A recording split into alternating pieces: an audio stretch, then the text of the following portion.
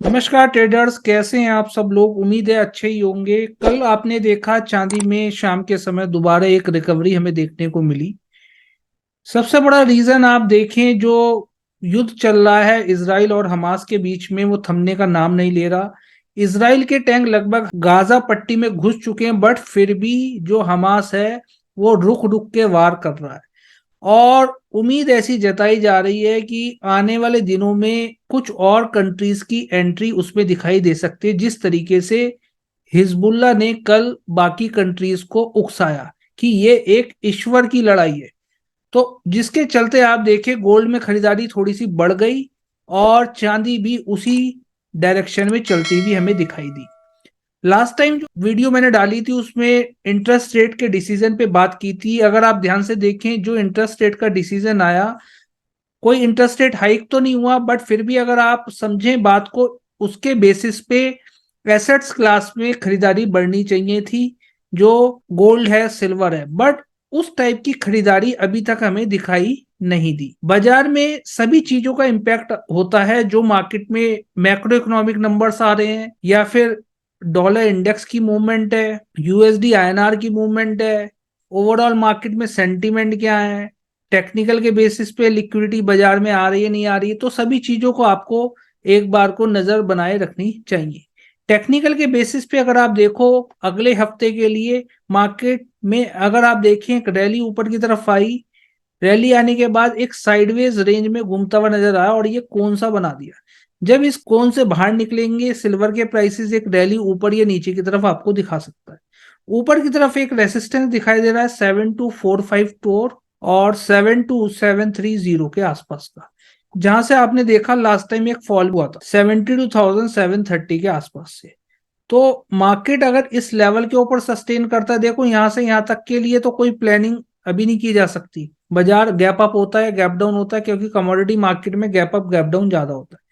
72,454 के ऊपर gap up opening होती है और इस लेवल के ऊपर सस्टेन कर जाता है, तो एक बार को चांसेस है 72,730 और उसके ऊपर 73,500 के लेवल मिल सकते हैं आपको। ठीक है, 73,500 और 73,500 भी अचीव हो जाता है तो फिर 75,000 रुपीज की तरफ बढ़ता हुआ नजर आ जाता है। तो 73,500 के ऊपर प्राइस प्रॉपर तरीके से सस्टेन करना चाहिए। अभी ओवरऑल बाजार में अभी फिलहाल के लिए तेजी है। एक या तो आप डिप मिल जाए बाजार में तब खरीदारी करें, या फिर बाजार में आप ब्रेकआउट्स पे खरीदारी करोगे तो बड़ा पैसा बनने के चांसेस मिलेंगे। कोई भी यहाँ पे बाय और सेल की रिकमेंडेशन नहीं है, आप समझ के ट्रेड करेंगे तो पैसा बनेगा। ये एक जस्ट रेसिस्टेंस है और मैंने यहाँ पे एक कोन बनाया। जब भी कोन का ब्रेकआउट होगा ऊपर की तरफ बढ़ सकता है, बट एक रेसिस्टेंस ये है जहां से एक फॉल देखने का मौका मिला था। एक अगर आप देखें यहाँ से एक फॉल ये भी आया था बाजार में, तो एक ये रेंज है ये। ठीक है, तो इस रेंज को निकालेगा तो नेक्स्ट लेवल ये बनता हुआ आपको नजर आ सकता है। नीचे की तरफ आप देखें, अगर इस कोन का ब्रेकआउट यहाँ पे नजर आता है तो एक बार को छोटा मोटा फॉल आपको कैप्चर करने का मौका मिल सकता है। मार्केट में 71,850 रुपीज तक चांदी आ सकती है। और अगर बाजार ये सपोर्ट भी प्रॉपर तरीके से ब्रेक कर देता है, ये वाला सपोर्ट 71,850, तो थोड़ी सी सेलिंग प्रेशर, फिर दोबारा बाजार इसी रेंज में आता हुआ नजर आ जाएगा जिस रेंज में कल ट्रेड कर रहा था। ठीक है, आफ्टरनून में लगभग 71,000 रुपए जो बाजार का सपोर्ट है। एक अच्छा सपोर्ट 71,000 और 70,900 एक डिमांड रेंज बाजार के लिए है अगले हफ्ते। और ये एक स्ट्रॉन्ग रेंज है, इस रेंज को अगर कभी भी तोड़ेगा एक बड़ा फॉल आपको कैप्चर करने का मौका मिलेगा।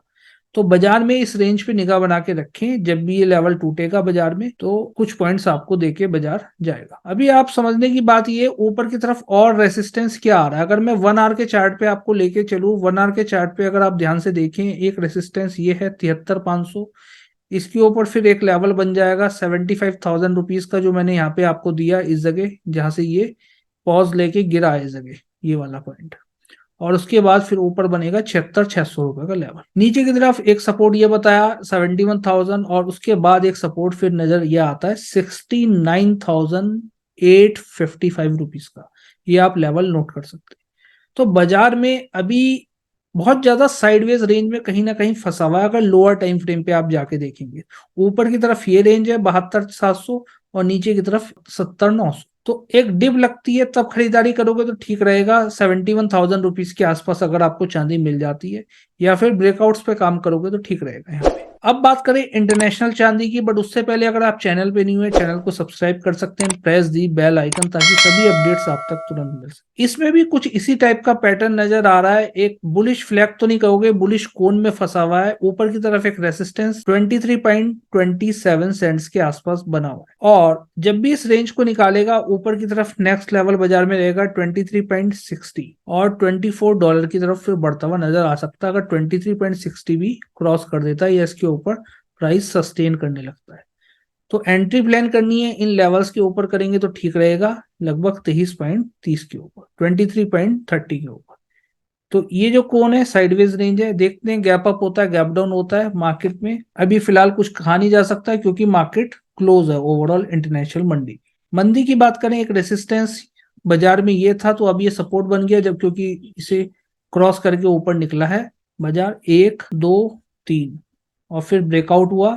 तो ये एक इंपॉर्टेंट लेवल है बाजार के लिए। 23.09 के नीचे अगर 15 मिनट के चार्ट पे सस्टेन करके प्राइस एक्शन बना के नीचे उतरता है तो सेल साइड एंट्री प्लान की जा सकती है। अगर आपको वहां पे बियरिश प्राइस एक्शन मिल जाता है तो आप ट्रेड प्लान कर सकते हैं सेलिंग का 23.09 के नीचे। नीचे की तरफ एक सपोर्ट बाजार में नजर आ रहा है 22.75, 22.60। 22.60 भी तोड़ के नीचे उतरता है तो फिर बाजार नीचे की तरफ उतरता हुआ आपको $22 की तरफ नजर आ सकता है, जैसा मैंने बताया आपको।